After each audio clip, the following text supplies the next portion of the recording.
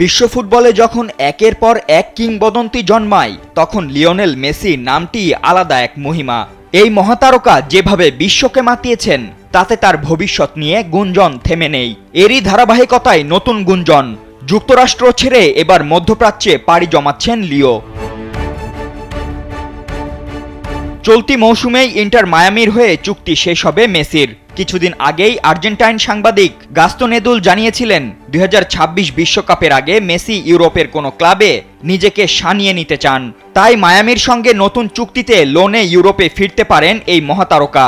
কিন্তু নতুন খবর হচ্ছে সৌদি আরব আবারও চাইছে মেসিকে।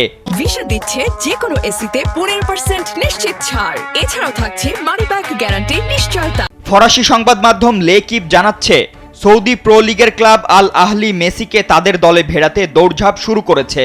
গত মৌসুমে এশিয়ান চ্যাম্পিয়ন্স লিগ জেতা ক্লাবটি মেসির সাথে চুক্তির জন্য প্রস্তুত এবং একে অপরকে যা যা করা দরকার সবই করবে বলে প্রতিশ্রুতি দিয়েছে। ইতোমধ্যেই এই ক্লাবে রয়েছেন ম্যানচেস্টার সিটির সাবেক খেলোয়াড় রিয়াদ মাহরেজ এবং লিভারপুলের সাবেক ফরওয়ার্ড রবার্তো ফিরমিনো। তবে এত সব অফার কিংবা গুঞ্জনের মধ্যে মেসি কোথায় যাবেন? আদৌ কি তিনি মায়ামি ছাড়বেন? স্প্যানিশ সাংবাদিক গিয়েম বালাক বলেছেন, মেসির 2026 বিশ্বকাপে খেলা নিশ্চিত নয়, তাই মেসি এখনও চূড়ান্ত সিদ্ধান্ত নেননি, যে কারণে এখনও কোনো কিছুই নিশ্চিতভাবে বলা যাচ্ছে না।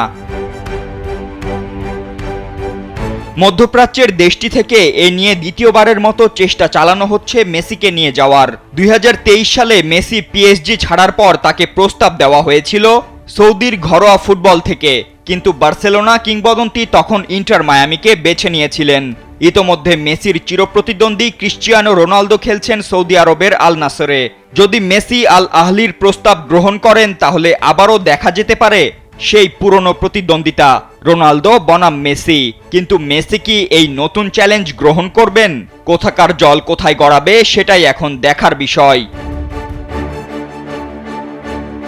ফাতেন ইশরাক, কালবেলা।